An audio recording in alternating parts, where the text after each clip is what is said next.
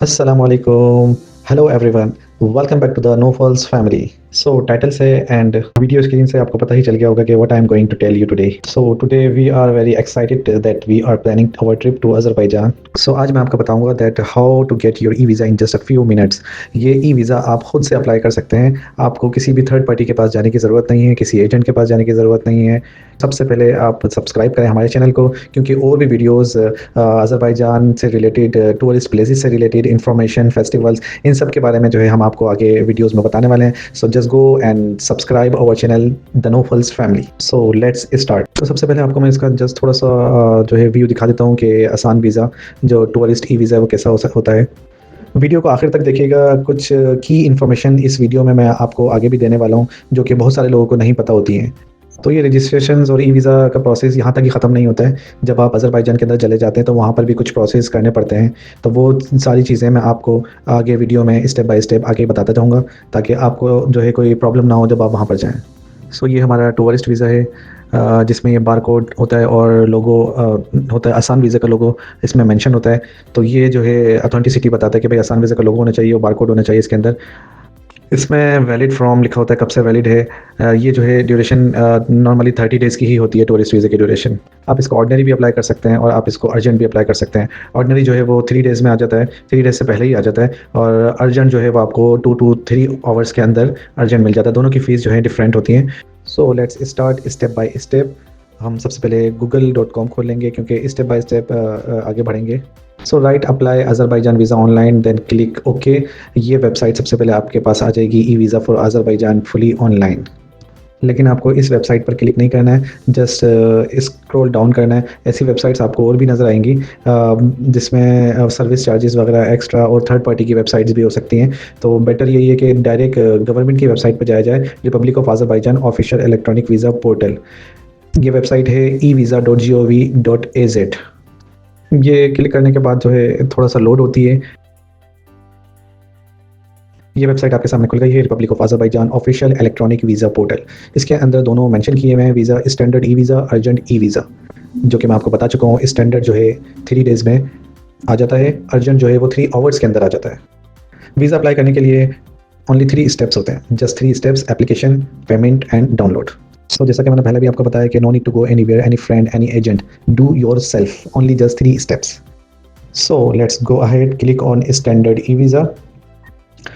Standard e visa पर click करने के बाद ये पेज आपके सामने आ जाता है. Single entry visa application, nationality, citizenship. तो सबसे पहले आपको जो है अपनी नेशनैलिटी, सिटीज़नशिप बतानी है कि आप कहाँ से हैं. पाकिस्तान से, इंडिया से, यूके से, कहीं से भी हैं आप, अपना कंट्री यहाँ पर जो है मेंशन करें. तो मैं पाकिस्तान से हूँ तो मैंने पाकिस्तान मेंशन कर दिया. देन ट्रैवल डॉक्यूमेंट सबको पता है पासपोर्ट होता है. तो मेरे पास ऑर्डिनरी पासपोर्ट है, मैंने ऑर्डिनरी पासपोर्ट पे क्लिक कर दिया. सिंगल एंट्री पे क्लिक कर दिया. वेरिफिकेशन कोड पूछते हैं, सामने लिखा हुआ होता है, उसी को कॉपी करना है. तो जो है जस्ट कॉपी करके क्लिक ऑन कंटिन्यू. तो it will load little bit. Then next page आ जाएगा, purpose of visit. Purpose of visit में टूरिज़्म, बिजनेस, साइंस, एजुकेशन, ये सारे आ रहे हैं. तो हम टूरिज़्म को क्लिक कर देंगे. यहाँ पर ये पूछ रहा है स्टैंडर्ड चाहिए या अर्जेंट वीज़ा चाहिए. We will take standard. So I selected in standard, which cost around 30 USD including service charges. But यहाँ पर जो है 20+9 USD लिखा हुआ है. लेकिन जो मेरे कट हुए थे अराउंड 30 USD कट हुए थे पर पर्सन. सो नेक्स्ट है starting date of e visa validity. आपको यहाँ पर सिलेक्ट करना है कि आपका वीज़ा कौन सी डेट से स्टार्ट होगा, और वो 3 मंथ्स तक जो है ये वीज़ा वैलिड होगा 90 डेज़ के लिए. And you can stay there only 30 days, not more than 30 days. 30 days से लेस हो सकता है लेकिन इंक्रीज़ नहीं हो सकता है.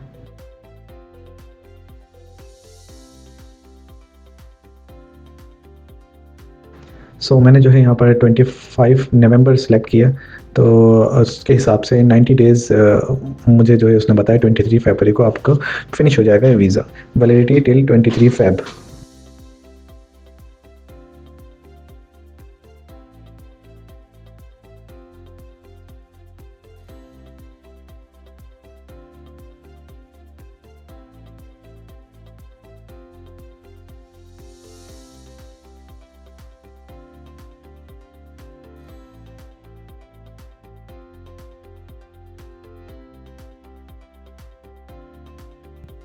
तो बस अब आगे कंटिन्यू कर देंगे। उसके बाद ये condition for issuing electronic visa, ये सारे इनकी डिटेल्स लिखी हुई है, क्या क्या कंडीशंस हैं।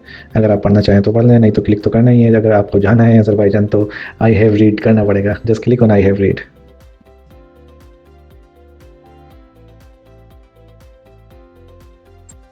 आई हैव रीड पर क्लिक करने के बाद नेक्स्ट पे जो है एप्लीकेशन फॉर्म आ जाएगा। इसमें ये दे रहे हैं यहाँ पर important notice on frequently made mistakes, example of a copy of a travel documents. इसका मतलब है कि ये बता रहे हैं, एग्जाम्पल बता रहे हैं कि आपको अपना नेम जो है जस्ट ट्रेवल डॉक्यूमेंट पे जो लिखा हुआ है वही मेंशन करना है और किस तरीके से मेंशन करना है। इसको ओके करके जो है हम अपना फॉर्म फिलअप करते हैं। So just fill up yourself all the information, surname, given name as per your passport travel document, date of birth, country of birth, place of birth, male and female, occupation, phone number, mobile number, permanent residency address, email address, passport number, passport issue date, passport expiry date, address of accommodation in Azerbaijan. ये लिखना mention करना लाजमी है, without इसके visa process आगे नहीं होगा। तो अगर आपने होटल लिया हुआ है, ऑलरेडी बुक किया हुआ है, तो आप यहाँ पर उस होटल का एड्रेस लिख दें। नहीं तो आजकल booking.com पे ऐसे भी बुकिंग होती है जो आप बाद में अगर आपको सही नहीं लगी तो आप कैंसिल भी कर सकते हैं। फ्री कैंसिलेशन बुकिंग जिसको बोलते हैं, तो आप वो भी कर सकते हैं और वो भी यहाँ पर लिखकर मेंशन कर सकते हैं। If you already decided the hotel, okay no problem, आप जो है उसको डायरेक्ट बुक कर लें और पेमेंट जो है वहाँ जाके करें, तो उसी होटल का एड्रेस यहाँ पर मेंशन कर दें। Copy of the passport, passport की कॉपी जो है अटैच करनी है इसके अंदर, तो अपनी पासपोर्ट की कॉपी अटैच कर दें इसमें। Then if you are travelling alone, complete application पर क्लिक कर दें। If you are travelling with your family और आपको उनका भी वीज़ा चाहिए, तो आप जो है ऐड अ न्यू पर्सन पर क्लिक करके ये सारी इन्फॉर्मेशन अगेन आएगी, तो आप उसको भी फिलअप करें। तो उसमें ये होगा कि एक का वीज़ा लगेगा तो सबका साथ लगेगा। नॉर्मली चांसेस यही होते हैं कि सबका ही वीज़ा लगता है इसमें। मैंने अपनी और अपनी फैमिली की सारी इन्फॉर्मेशन इसमें एंटर कर दी। उसके बाद नेक्स्ट करने के बाद मेरे पास से ये पेज आए और application has been successfully completed, you have complete the first step of your application, a confirmation email has been sent to your email address. Now please click the link in the email message, follow the instructions and proceed with the payment. If you did not receive an email message, click the button below to resend. अगर आपके पास email नहीं आई है तो resend पे click कर दें, नहीं तो ईमेल पर जाके इन्होंने लिंक दिया होगा कंफर्मेशन का, उस पर क्लिक कर दें। तो ये हमारी जो है ईमेल है, I have received this email. यहाँ पर इन्होंने जो है रजिस्ट्रेशन नंबर बता दिया है क्या है, और इन्होंने कहा है कि विद इन 8 आवर्स के अंदर जो है you have to approve this application, this email. तो ये एप्लीकेशन जो है 8 आवर्स के अंदर कंप्लीट करनी है लाजमी। अगर नहीं करेंगे तो ये एप्लीकेशन पूरी इनके सिस्टम से डिलीट हो जाएगी, रिमूव कर देंगे application. So I have approved from that email. Approve करने के बाद जो है ये यहाँ पर मेंशन कर देंगे कि इस वीज़ा एप्लीकेशन में कौन कौन से पर्सनस हैं, उन सब के नाम मेंशन कर देंगे। यहाँ पर नाम मेंशन करने के बाद वो आपसे पूछेंगे कि आप पेमेंट कैसे करना चाहते हैं। पेमेंट जो है प्लास्टिक कार्ड का मतलब है कि नॉर्मली जो वीज़ा कार्ड, बैंक के कार्ड्स होते हैं वो plastic cards issued in other countries, plastic card issued in the Republic of Azerbaijan. दोनों कार्ड से जो है बैंक कार्ड से आप पेमेंट कर सकते हैं। तो मैंने सिलेक्ट कर लिया है in other countries. So total 4 person के यहाँ पर आ गए हैं 120 USD, जिसमें से 80 USD जो है इनके वीज़ा के चार्जेस हैं। सर्विस फ़ीस जो है 36 है, $4 $4 जो है इनकी बैंक की फ़ीस है, bank fees $4 USD। So total मिलाकर हो गए 120 USD। Now I have to pay this 120 USD। So अपनी इन्फॉर्मेशन, बैंक की इन्फॉर्मेशन डालकर जो है मैंने ये पे कर दिए हैं 120 USD। ट्रांजैक्शन कंफर्मेशन भी आ गई मेरे पास और इन्होंने यहाँ पर रिसिप्ट भी दे दी है पेमेंट की। Your payment has been successfully made. You will be informed within 3 working days. 3 working days because मैंने जो है स्टैंडर्ड वीज़ा अप्लाई किया इसलिए 3 वर्किंग डेज़। अब आप जो है if you need very urgent you can apply urgently. So वो जो है आपको 3 आवर्स के अंदर वीज़ा इशू कर देंगे। अब हम अगेन होम पेज पर आ गए। यहाँ पर हम अपना वीज़ा का स्टेटस भी चेक कर सकते हैं। So just click on downloads. ये ऑप्शन आया चेक वीज़ा स्टेटस। यहाँ पर अपना रजिस्ट्रेशन नंबर डालें and put your verification code here. यहाँ पर ऑलरेडी मेंशन होगा वेरिफिकेशन कोड, जस्ट कॉपी करना होगा। कॉपी करने के बाद कंटिन्यू पर क्लिक कर देंगे। थोड़ा सा ये लोड होगा, उसके बाद ये आपको आपके वीज़ा का स्टेटस बता देगा।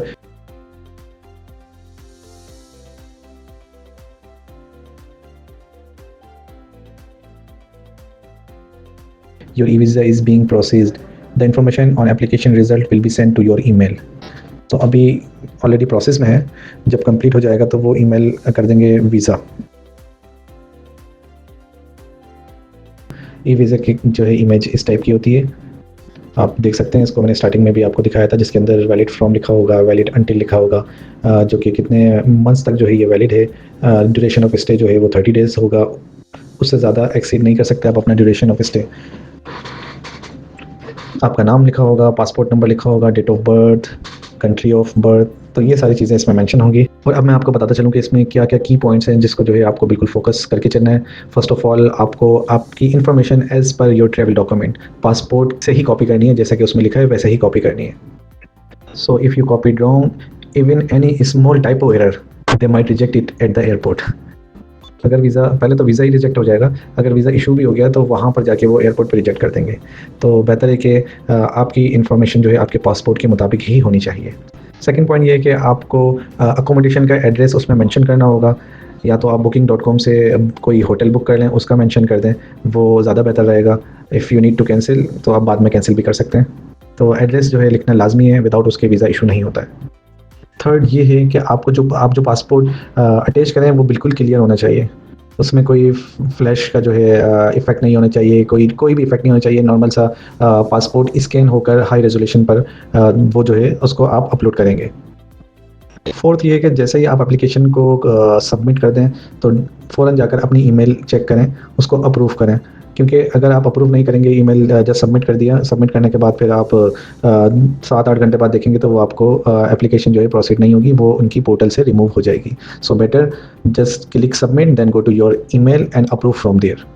Last point, last but not the least, because आगे भी जो है आपको बहुत सारी इन्फॉर्मेशन हमारे व्लॉग के थ्रू मिलती रहेंगी, तो सब्सक्राइब करें, लाइक करें, शेयर करें और व्लॉग्स को देखते रहें। उसके अंदर आपको इन्फॉर्मेशन की पॉइंट्स, आगे आपको क्या करना है, ट्रैवल विजिट्स, ट्रिप्स के हवाले से कहाँ कौन सा जो है टूर सेलेक्ट करना चाहिए, कौन सा होटल आपके लिए बेस्ट रहेगा, ये सारी चीज़ें इन्फॉर्मेशन आपको ये हमारे व्लॉग्स के थ्रू मिलती रहेंगी। तो हमारे व्लॉग्स को, वीडियोज़ को देखते रहिए।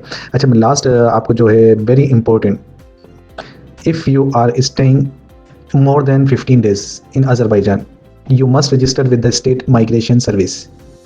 और ये जो है आपके होटल वाले जो होंगे वो इसको रजिस्टर करेंगे, ये आप खुद से नहीं कर सकते।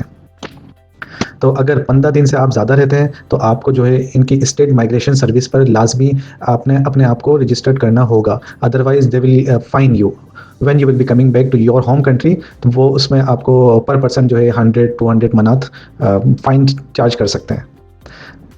If your stay is less than 15 days, like 10 days, 9 days, तो उसके लिए कोई ऐसी मुश्किल वाली बात नहीं है, आप जो है नॉर्मल जाएं और नॉर्मल वापस आ जाएं। लेकिन हमने जो स्टे किया था वो 13 डेज़ का किया था, 14 डेज़ का। बट सेफ साइड के लिए जो है अगर आप 13, 14, 15 डेज़ के लिए भी आप वहाँ पर स्टे कर रहे हैं तो बेटर है कि ये जो है रजिस्ट्रेशन बिल्कुल फ्री होती है। Ask your hotel, they will register you at the same time. तो आपके होटल को आपको रजिस्टर करना होगा, आप करवा लें, वो बेहतर है। अगर 15 दिन से ज़्यादा रह रहे हैं तो उसमें तो रजिस्टर करना ही करना है, नहीं तो ये आपके लिए प्रॉब्लम क्रिएट कर देगा और आपको जो है हाई पेनल्टी जो है, फ़ाइन जो है आपको देने पड़ेंगे इमिग्रेशन पर जब आप वापसी आ रहे होंगे। और जो ट्रैवल कर रहे हैं from Saudi Arabia, because we travel from Saudi Arabia, उन सब लोगों के लिए और भी इंफॉर्मेशन ये है कि आप अपना इकामा कार्ड जो होता है, I D card, residence permit जो होता है, उसको अपने साथ रखें। जब आप वापस आ रहे होंगे तो उस टाइम ये आपसे पूछ लेंगे कि आपके पास इकामा है, तो आपको वो इकामा शो करना पड़ेगा। MOI का प्रिंट रखें, हो सकता है वो भी मांग लें कि MOI का प्रिंट दिखाएं। इकामा नहीं हो तो आई थिंक MOI का प्रिंट भी मांग लेते हैं।